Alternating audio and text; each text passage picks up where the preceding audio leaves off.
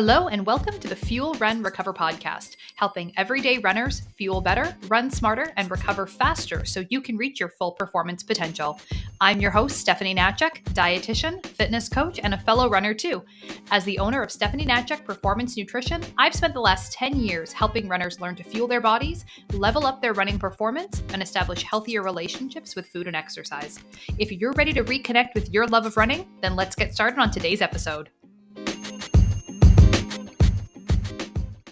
All right, so today we are talking about everyone's favorite topic, carbs. So whether you love them, you hate them, or you hate that you love them, today I am here to be clearing up some of the most common misconceptions and kind of rumors that we might hear about carbs out there on the great World Wide Web, and really try to get down to some of the facts about carbohydrates and your running. To start, though, I want to just make sure that everybody's on the same page with what exactly is a carbohydrate. So what are carbs? Because depending on where you're getting your information from, what website, what person, what book you're reading, what podcast you're listening to, all of that kind of stuff, we get a lot of different stories about what foods we should eat or shouldn't eat, or what kind of counts as a carb in some diet circles versus not in others. And I think that that's what leads to a lot of the confusion, is that people just don't really have a clear understanding of like what a carbohydrate even is. Therefore, when we're talking about what foods we should have more of or less of, or, this debate, it starts to get really fuzzy, and there's so much gray area here. And I find a lot of times in the nutrition world, in the diet world, it is a lack of clear definitions and sort of clear parameters around things that make it really confusing to sort through what anybody is talking about, what any of this stuff means. So what is a carb? So to not get too into it, but the term carbohydrate is a scientific term that describes a molecule that contains carbon, hydrogen, and oxygen. And basically, our bodies use these carbohydrates as a source of energy. So we eat carbohydrates in the form of food. So we get carbohydrates from the foods that we eat, and then our body breaks down the food to get the carbohydrates, which then are a source of fuel or a source of energy for our bodies. Now, the carbohydrates that we eat come in a few different forms or a few different major types. We have simple sugars, we have starches, and then we have fibers. And so simple sugars are small molecules made of just either single or a couple of little sugar molecules. And they're really quick to break down. So we quickly break these things down. They tend to taste sweet when we eat them. Starches are just long chains of sugars. So a starch, or what you sometimes would have heard previously, we don't really use the term anymore, but what you might have heard before of like a complex carbohydrate, it is complex because it's a longer, bigger structure made up of multiple sugar molecules, more big, long chains of sugar molecules that then we break down and digest into energy. And so what's really, really important here to understand is that while there are some differences in terms of the rate of digestion, how quickly we break down and digest sugars at, simple sugars versus starches, at the end of the day, the mechanisms and the energy that we get from a sugar versus a starch is essentially the same. So when we're talking about carbohydrates as sort of a whole, whether it's a starch or whether it's a sugar, kind of, where we might get this from, the distinction isn't that important because we're really talking about carbs in our diet overall. That is going to become very important when we talk about some of the myths, some of the questions, and some of the things that were submitted for me to answer in this podcast episode. I put the call out there on my social media for people to submit, the myths or sort of the stories or the things that they keep hearing about carbs that they wanted me to clear up. And I want you to remember that distinction kind of as we go through some of these, that while we do differentiate a lot of times between like a simple sugar or an added sugar, or sometimes we even call it a refined sugar, and a starch or a complex carbohydrate or an unrefined carb. We use some of those terms to describe these things. When it comes to the actual like mechanisms of digestion, they're not that different. And so carbohydrates are found to some degree in most foods. If we're talking about the whole realm of fibers, starches, and simple sugars, most foods have some amount of carbohydrates.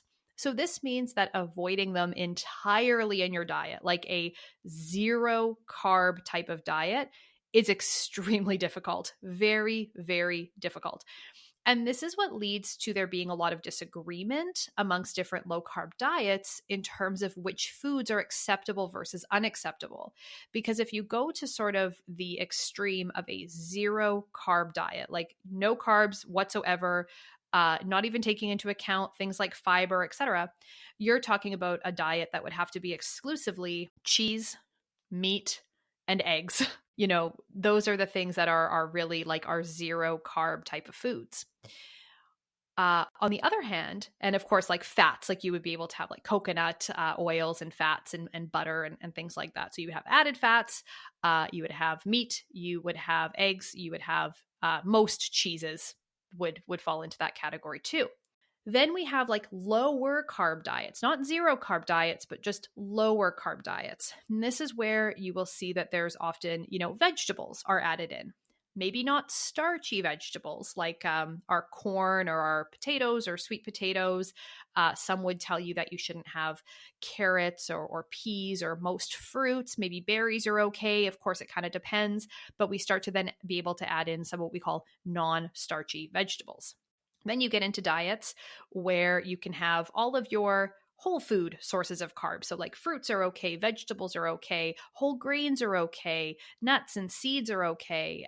Starchy vegetables might even be included here, but added sugars, or what we sometimes call refined sugars, are going to be excluded. So there's all these varying degrees of what foods are kind of okay versus not okay, depending on who you talk to, because to follow this sort of very, very low, extremely zero carb type style of eating, we have to agree can be extremely challenging to navigate. So usually there's going to be some amount of carbohydrates included, even in what we would typically consider to be a low carb diet. And of course, everyone's going to have a different opinion or a different sort of thought process in terms of what we include versus don't include. So now that we understand what a carb is and where carbs come from, I want to dive into some of the most common questions, misconceptions, rumors that are out there when it comes to carbs. And of course, in the context of carbohydrates for you as a runner. And so the first really big one, and this is something that I hear all the time or sort of see circulating around on the internet streets that we're all on, is number one, do not eat carbs. So just don't eat them, avoid them. Specifically, you'll see a lot of people sort of pointing to the fact that there's no such thing as what we call an essential carbohydrate. And so that therein is the proof that we don't actually need to consume carbs. Because they are not essential, there are no essential carbohydrates in the human diet. That's all the proof that we need that we really don't need to be consuming them. And so this one is one of those rumors that has that grain of truth to it, that little bit of truth to it. But then, kind of from there, we see maybe some extending of the science or maybe a little bit of myth sort of beyond that. So what is the grain of truth here? The grain of truth is that there is no such thing as an essential carbohydrate. But this, again, is sort of a bit of a misconception around what an essential nutrient even is. And so an essential nutrient is something that we need. So it's a nutrient that we do need for our health. We do need it for our survival. However, we have to get it from food. So an essential nutrient is something that the human body cannot make on its own. We cannot make these nutrients that are essential. We have to get them from an outside source. We have to get them from a food source, or, for example, a supplement or something like that would also be an option for certain things. Now, when it comes specifically to carbohydrates, there's no such thing as an essential carbohydrate because we do, in fact, make our own carbohydrates. So the human body is a really incredible thing. It's really amazing in that carbohydrates are required for our survival. So humans absolutely need to have sugar, specifically glucose, which is one particular type of sugar. We actually need it, and we need it so consistently, right? On a daily basis, 24/7, we do need sugar for our survival that we can make our own. This process is called gluconeogenesis. Gluconeogenesis. And again, you're sometimes going to see this used as, again, sort of proof that if we can make our own carbs, then we definitely don't need to get them from food, right? No problem. All the glucose that you need, your body will just make.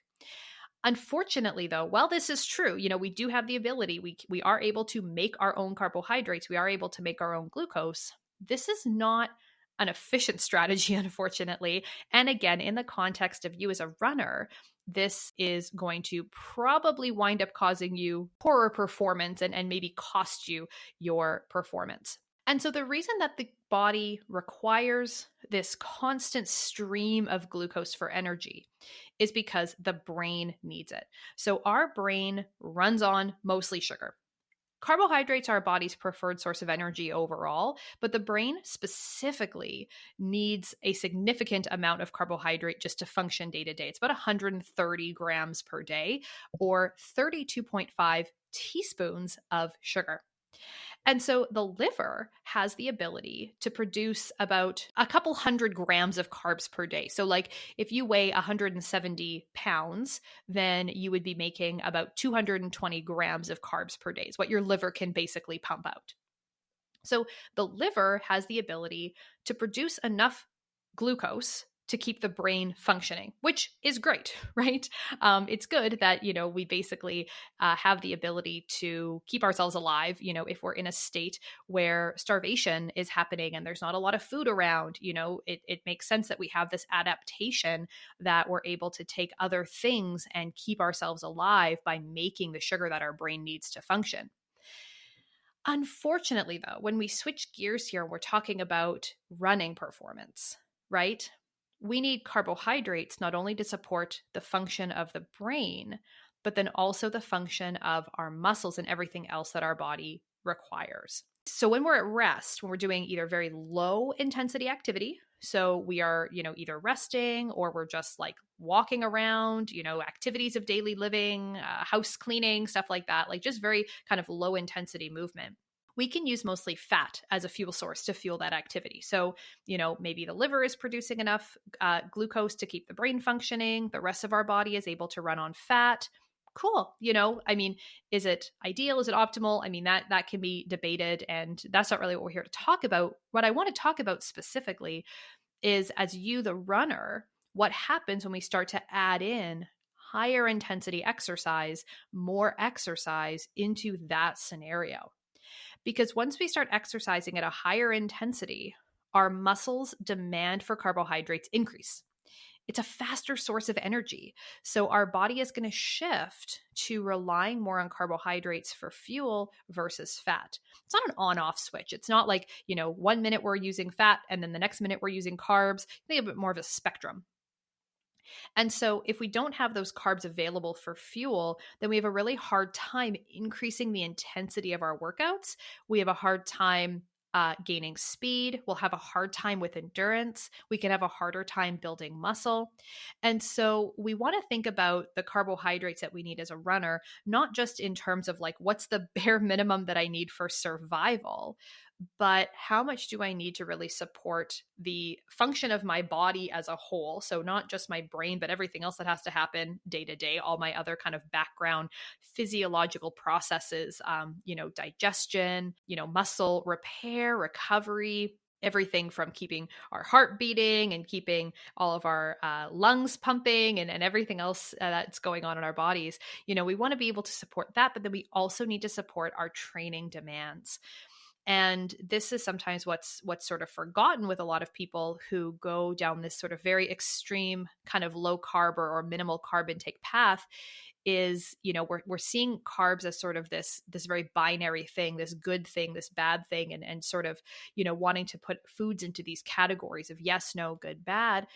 And it often doesn't work that way. And the reality is that depending on what we're doing with our training, depending on our training demands, there's varying amounts of carbohydrates that we're going to need in order to support that. And that's okay, right? There's no distinctly good foods or bad foods, things that we can only eat and things that we can never eat. It's really about learning what we need for fuel, what the right balance is of all of these different foods and nutrients to support our training, and having that personalized nutrition plan that's going to support that. So, all that to say that just because carbohydrates are not technically essential, that doesn't mean that we don't need them. In fact, they are so essential to our survival as a species, to our survival as individuals, that we actually have the ability to make our own carbohydrates. But our ability to make these carbohydrates on our own is limited, right? We can't just pump out endless amounts of glucose. There's a limit to how much we can create per day. For those of you who are interested to know the amount, it works out to being about 2 milligrams of glucose per kilogram of your body weight per minute. So that's where I got the 170 pound person producing about 220 grams per day or in a 24-hour period. And so because of this, it is beneficial for runners to be including some carbohydrates in their diet. Again, the exact amount and sort of when we get those carbs is going to depend on our training demands, on our volume of running. But there is definitely a consistent benefit. And, the research also supports that there is a benefit in terms of our performance to fueling our body properly with enough carbohydrates, especially once we get into the realm of wanting to perform better. Building speed, building power, building endurance. We see a very significant improvement when we fuel our bodies with some carbs. So then the next question or sort of myth that comes up a lot of times is that carbs make you gain weight. And carbs are the reason that people can't lose weight.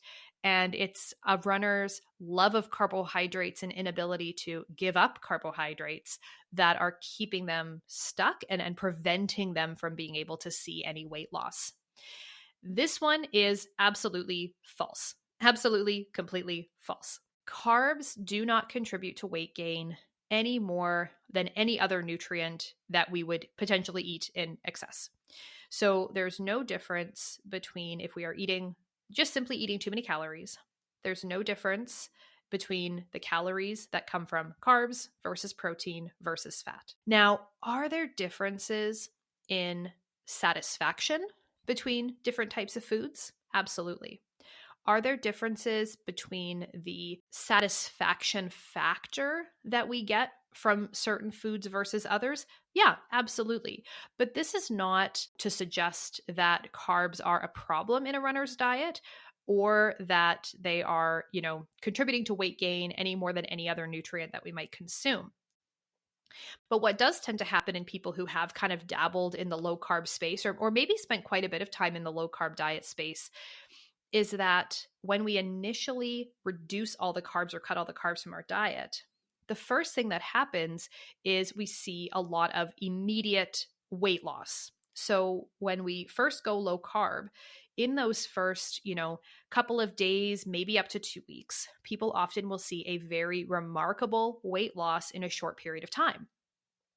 Unfortunately, though, this is not fat loss. This is the fact that we are depleting our body's glycogen stores. Glycogen is the way that we store carbohydrates in our muscles. And with that, we're seeing water weight loss alongside it. So glycogen is quite heavy in the fact that along with glycogen, we store a lot of water. And so when we lose all of our glycogen, we lose all of our water. When we go on these low carb diets, we see this really quick weight loss. And for some people, it's dramatic. I mean, we're talking like 10, 15, 20 pounds they might see gone in the first couple of weeks of doing a low carb eating plan. Then, of course, what a lot of people experience is that sort of plateau, or the weight loss kind of stops or slows down. And then the real work maybe begins of trying to get the scale to move. But that initial result gets people really excited. And so then when they do consume carbs, they'll see the scale go up right away. Again, we're storing glycogen, we're storing water. And so they think that this is, oh, every time I eat carbs, I immediately gain weight. And it's true, but it's not that we're gaining body fat. It's the glycogen and the water that we're storing along with it. So these fluctuations that we see, these sort of very short-term rises and falls that we see on the scale, whether or not we're having carbs and kind of on off with maybe some low carb dieting, this is not the same as fat loss. This is not the same as the long-term results that a lot of us, are kind of striving for in that space. It's really just that we're seeing those little losses and gains from the fluid and the glycogen fluctuations.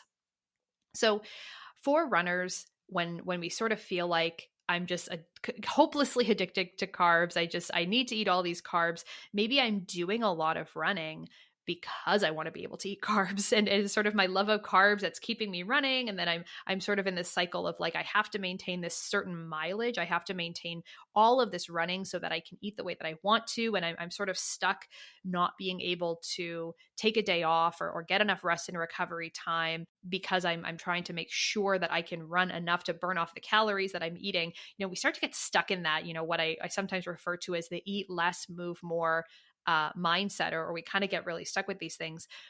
That's a great opportunity to start looking at your relationship with not only food, but also with exercise, and understanding, how can we fuel better? How can we set up a strategy around eating that keeps us full and satisfied and well fueled for our workouts, that don't leave us feeling deprived or hungry? And I want you to know that this is possible. This is something that can be achieved and is absolutely something that is within your grasp and within your reach as a runner, even if it doesn't feel like it right now, because you've been kind of on that roller coaster or on that hamster wheel for so long.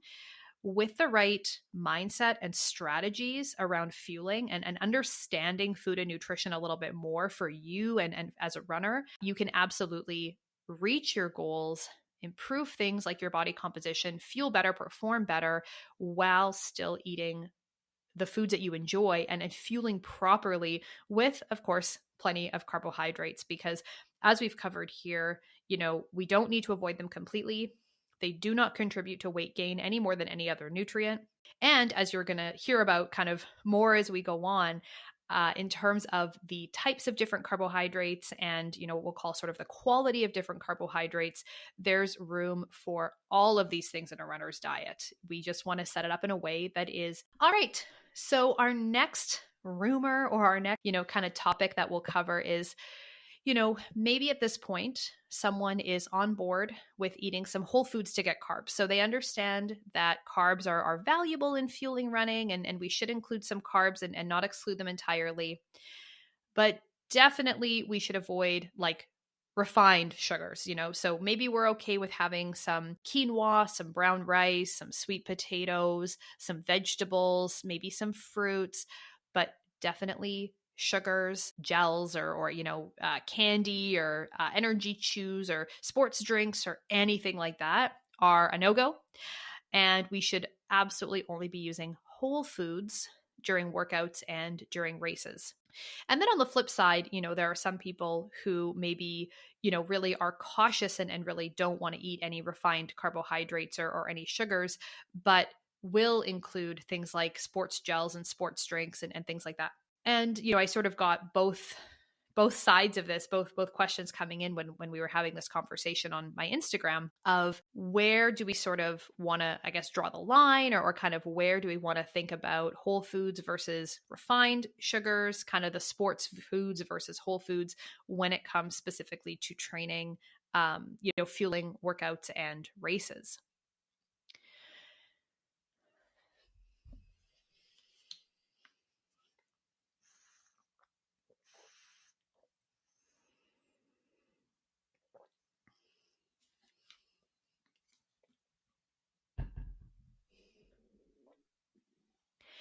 And so the way that I like to think about these different types of carbohydrate foods is not of course thinking about them as good and bad. I absolutely don't want to be thinking about these, but we want to really think about them as our fast carbs and our slow carbs. So fast carbs are the things that we want for quick energy. So these are the carbs that we would be consuming immediately before a workout because we want that quick energy available for during our training session. And then also the carbs that we would take in during a workout. Again, because we want that quick energy. We don't want to be very full. We don't want to have a super full stomach. We don't want to have foods that are really high in fiber. We don't want foods that are going to take a long time to digest and break down and give us the energy during a workout or during a race. And so when we're kind of in the realm of like sport foods versus whole foods, specifically for fueling a workout or a race, there is no right answer here. There's really a time and a place for both. And a lot of it comes down to personal preference, whether it's the taste, it's the cost, it's the convenience, it's, what you tolerate better. There are lots of different factors that go into which options you should choose. And honestly, there is no hard and fast rule. There's no right or wrong answer that all runners need to adhere to. So, for example, I recently posted on my Instagram at Steph the Runner's Dietitian an example fueling strategy for someone who might be running about a 6-hour full marathon. So I gave a couple of different examples of what a fueling plan would look like. What are some examples of how much fuel you would need to adequately hit our targets for a 5.5 to 6 hour marathon? And one of the examples of the foods that I used on there was the little applesauce pouches. So they're generally marketed towards children. They're sort of designed for children, but if you haven't seen them, they're kind of these twist off cap little applesauce. They're kind of like a bigger package than a gel, but they have a little twist off cap and they're full of applesauce. Basically, 4 or so applesauce pouches per hour in order to be meeting this hourly target for fuel. That means that now you're having to bring with you 20 to 25 applesauce pouches that you're going to have to consume during this marathon. So while sometimes a whole food option is a good option, it can make sense in some situations. At other times, the sport food, the gels make more sense because they're going to take up a lot less space and be a lot less cumbersome than maybe needing to bring along a backpack with you full of applesauce pouches. So we want to be thinking about, what do I like when I run? Like, what do I like the taste of? What is my preference? If you absolutely hate the taste or the texture of gels, then don't use them. Use something else. If you really like applesauce pouches and you want to have some of those, that's awesome. But I would maybe consider including that along with a secondary source of carbohydrates, like maybe a sports drink, just so that you're not having to bring along with you, like, I don't know, 10 pounds of extra weight just in applesauce pouches that you're going to be consuming as you run. So it's sort of thinking about the strategy as a whole, not thinking about what foods are good and what foods are bad, but instead thinking about it from the perspective of what's going to make the most sense, what's going to work for me. If you're someone who does these very high training volumes, if you're someone who is doing lots of training, lots of racing, you're just, your mileage is really up there, then the cost might be another consideration. And it might be a reason why you're more motivated to look at more like whole food options, or maybe some more like DIY homemade options, like a homemade sports drink or something like that. Because if you start to add up the cost of buying all of these sport foods, for almost all of your weekly runs, it can get to be a lot. So we want to think about that rather than really focusing or zeroing in on what foods are good and what foods are bad. And then when we start to look a little bit deeper at things around what types of foods maybe should be avoided, or, what things are not okay, we hear a lot about white foods and white carbs. And I got this comment a lot, a few times it popped up in the responses and the suggestions that I got for this episode around, avoid white foods, don't eat bread, white flour, gluten, potatoes. There was a lot of examples given of specific foods that people had been told they should not be eating, that were bad, they shouldn't consume them, they should avoid them. And I wanted to touch on that too, because that also fits into this category of fast carbs and slow carbs, and, a time and a place for needing all of these things. So the things that fit into sort of this refined flour category, whether you want to think about it as like the white bread versus the whole grain bread, maybe the white rice versus the brown rice, any other kind of whole grain options versus refined options, then yeah, there's going to be a little bit of a difference in how quickly the white or refined grains are digested and absorbed compared to the whole grain options. The whole grain options are going to be higher in fiber, higher in some vitamins and minerals compared to the white versions. However, there's a time and a place for both. So, before or during a workout, we may need to be careful around how much fiber we consume because fiber is filling, fiber slows down our digestion, and fiber can contribute to some GI issues if we're having too much fiber too close to a workout. Now, everyone's different in terms of their unique tolerance to things like fiber. But if you're someone who struggles a little bit, you're trying to eat only whole grains, you're trying to be super, super careful about what kinds of carbs you consume, but you're also struggling with a lot of digestive issues, then that might be something to look at. And potatoes really got kind of a bad reputation because of their whiteness. And it's unfortunate because, there is nothing less refined than a whole potato. I mean, you can dig it out of the ground and it looks the exact same as the way that you buy it in a bag. Now, is there a difference between, a whole potato that you buy in a bag and you cook up yourself compared to, maybe a bag of frozen French fries or getting some fast food? Sure, absolutely. But if we're talking about a potato on its own that you're going to cook in some fashion, it's a really great source of nutrients. It does have fiber, despite it being white in color. It does have fiber. It has a lot of vitamins and minerals actually in it. So it is a really great source of nutrients. And it's actually quite filling. If we look at the sort of satisfaction factor of potatoes, they rank very well on that sort of on that hierarchy of how filling or satisfying a food might be. So I guess all that to say that, when we start to get into food rules, to say carbs are good or they're bad, sort of this black and white thinking around carbs, or to say, okay, carbs are fine, but they have to be whole food, whole grain, no white carbs, no refined carbs.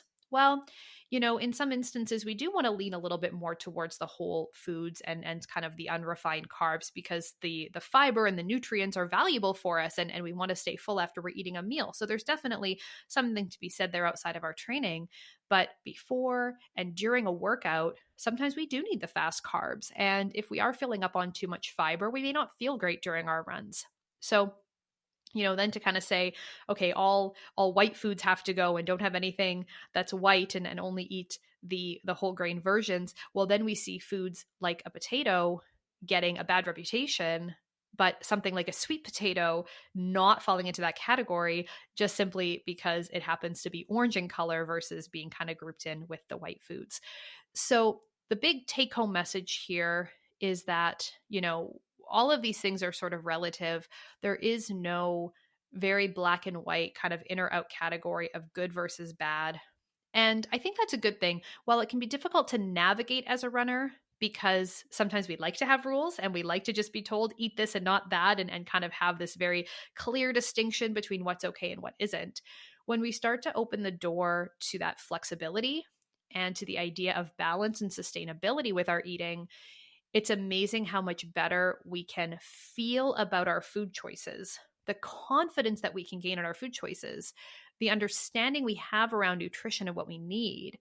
And then we can get off that roller coaster of either weight loss or, feeling bad about our dietary choices and just get unstuck with maybe not as great performance, not fueling well, or again, the weight cycling. So I don't want you to take this as, a scary thing where now we're opening up the door to all of these possibilities that feel really intimidating, but instead to use this as a way to reframe how we think about different foods and how we maybe use different foods in our day-to-day training and understand that there's a time and a place and a space for really all of these things.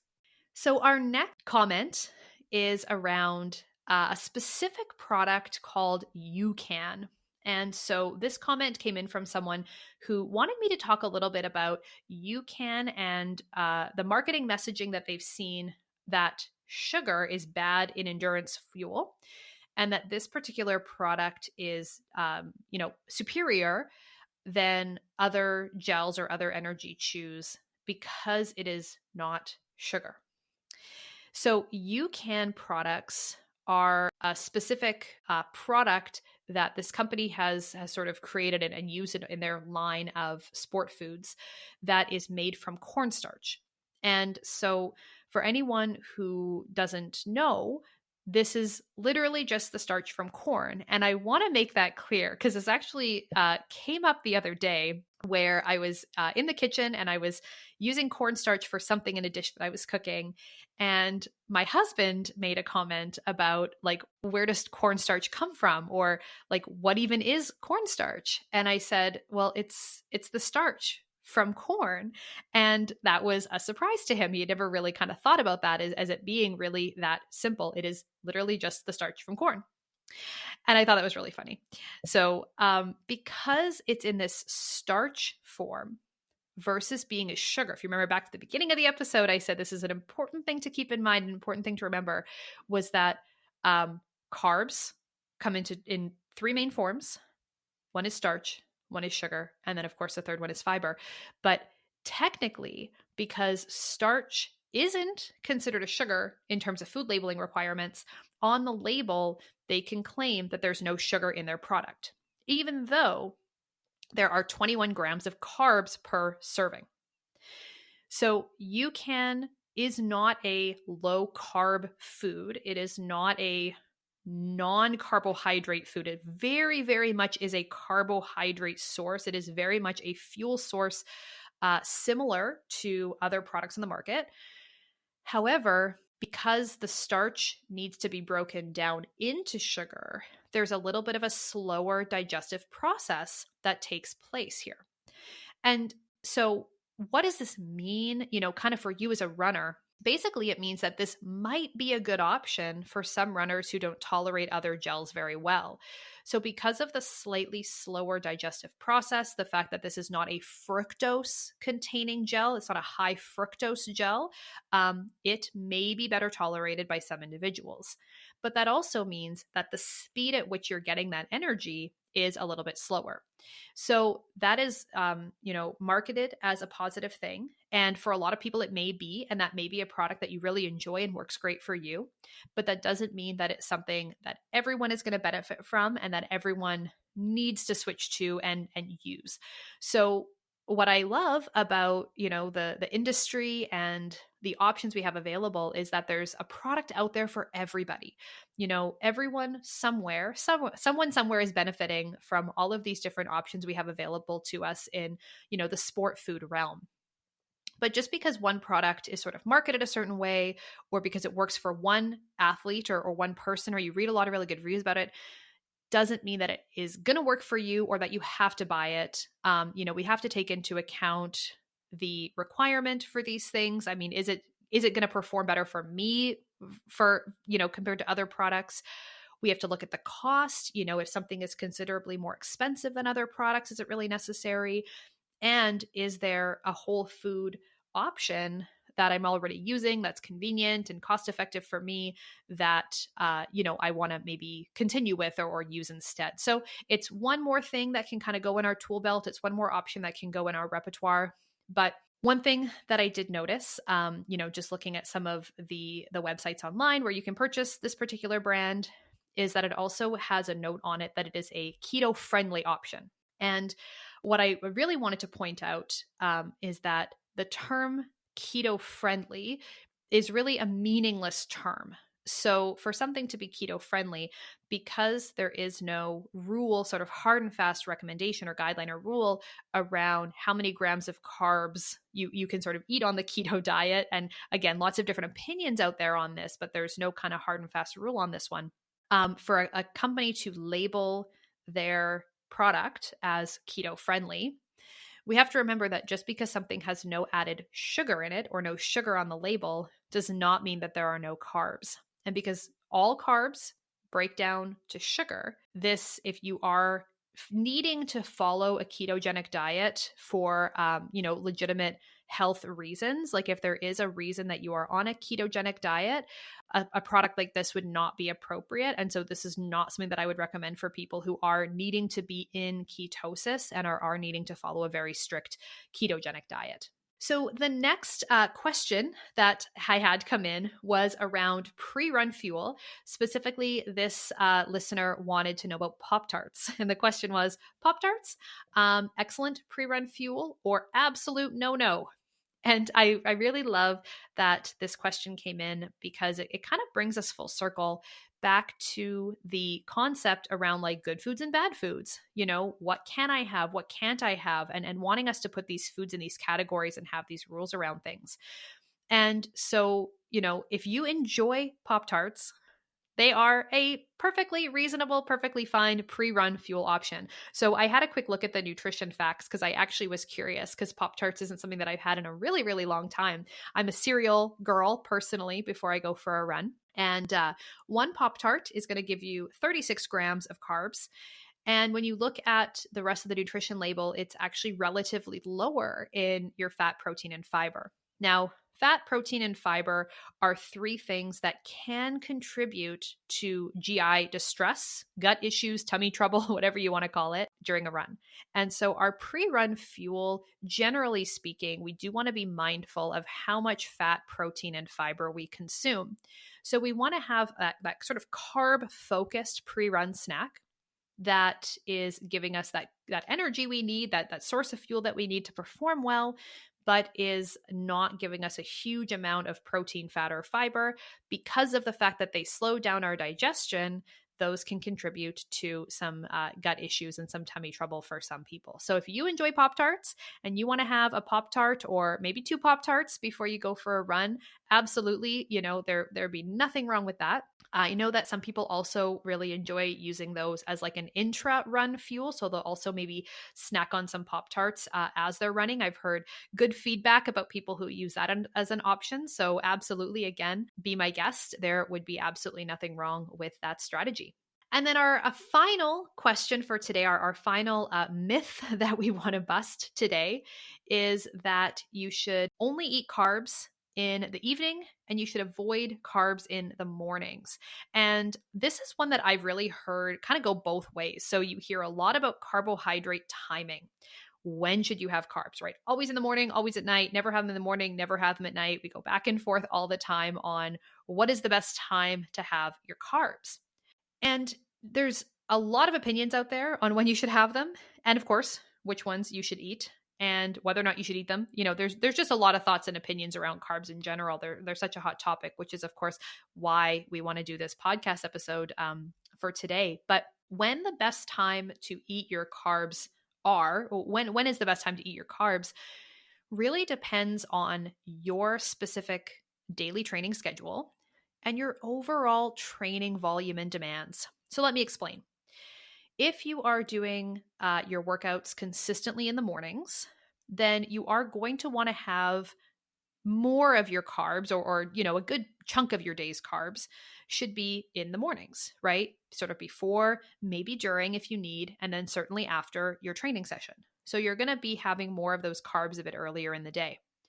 Now, if we flip that around and you do all of your training in the evening, so same volume, same mileage, but you're just doing an evening run versus a morning run, then again, we're going to see maybe a little bit of a trend towards your carbs being more kind of centered around the evening, or at the very least spaced evenly throughout the day. I mean, either of these options would be fine, but there's no kind of all the carbs are in the morning or all the carbs are at night, and we're not able to have any kind of outside of that time, right? It's kind of maybe there's a little bit of a shift either direction, but overall we can be having our carbohydrates evenly and sort of spaced throughout the day. Now, if you're in a lower mileage phase of training, if you're new to running, you're just kind of building up your mileage for the first time, you're in between races, you're doing base building, whatever the case, your volume is lower. You don't need as much carbohydrate for fuel because you're not running as much in terms of volume. So you're going to be still wanting to have, those carbohydrate foods before and after your workouts, but the rest of your day is not focused or centered around building up all of your glycogen stores again to kind of get ready for the next day's workout.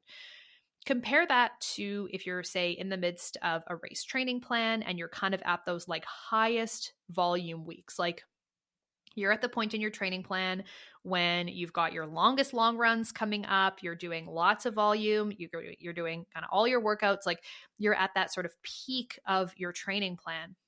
And this is a time when you really are going to be needing to consume more carbs across the board, because you're recovering from the workout you did while simultaneously trying to prepare your body for the next workout you have coming up. And this is where we don't want to be too restricted or too specific about only being allowed to have carbs at certain times of day, because we are always in that process of simultaneously kind of refueling and recovering and refueling and recovering, getting ready for the workout we have coming up. If we're too limited in that we only allow ourselves to have carbs right before and right after we train, but we can't have any carbs for the rest of the day, during these higher volume weeks, during these higher mileage periods of time that we're training, we can really struggle and wind up underfueled because we're not getting in the rest of the energy we need to build up towards those next workouts. We're only eating a couple hundred calories at the most before we go out on a run, right? So if we're running basically any longer than 3-4 miles, that food that we ate, like the calories that we ate in that pre-run meal are gone. We've burned those calories. So when we're going out for a 8-mile run, a 9-mile run, a 10-mile run, a 20-mile run, right? The fueling up process is much longer than just the breakfast that we're eating right before we do that training session. So we don't want to get too caught up in these rules around when we have to eat our carbs and when we shouldn't eat our carbs. There are times in our training throughout our year when we need to be really thinking about fueling overall, and just our overall diet needs to be including more of these carbohydrate foods. But then during the lower mileage phases, during the lower volumes, we will be a little bit more focused on just that pre and post, because we don't need to be, replenishing glycogen as quickly and really focusing on that glycogen repletion for the workout that we have going forward. So I hope that helps to kind of answer some questions around not only the specific carbohydrate foods that we, want to consume, but also really getting into when is best to have them. And are there certain foods that we want to fuel with more than others? So that is it for today's episode. I really hope that you enjoyed it. I hope that you found it helpful in, busting some myths and giving you some clarity around all of these different questions and topics when it comes to everyone's favorite food, everyone's favorite nutrient, certainly mine, that's for sure. If you want more help with getting really specific on what to eat and when, how to fuel your running, how to fuel your training, how to make sure you're getting everything you need to recover as fast as you can and get the best quality results from your running, then I would highly recommend checking out my fueling guide for runners. So this is a free download that is available. You can find it at the link in the show notes is where you can grab a copy of this. Just enter your email address and it'll be sent to your inbox. And that will definitely get you started on the road to fueling better. I've got recipes, meal ideas, some tips in there as well to kind of get you started. Then if you are looking for a little bit more help, you need a little bit more feedback, a little bit more guidance, you can also find the link in the show notes to my Fuel, Train, Recover Club. This is an online group program where you get access to nutrition plans, nutrition modules and education, training plans. I've got everything in there from a beginner Couch to 5K program all the way up to a full marathon. And of course, an opportunity to get help from me, ask questions, get feedback, and guidance and support. So those are 2 resources that I hope will help you have a great year of running as we get into the second quarter of 2023 and all those late spring, summer, and fall races start to get even closer. So that's all for today. Thank you so much for listening, and we'll see you in the next episode. Bye for now.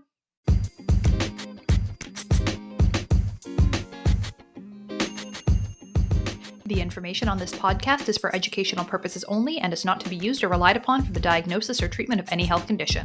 This information does not create a client-practitioner relationship and should not be used as a substitute for professional medical advice.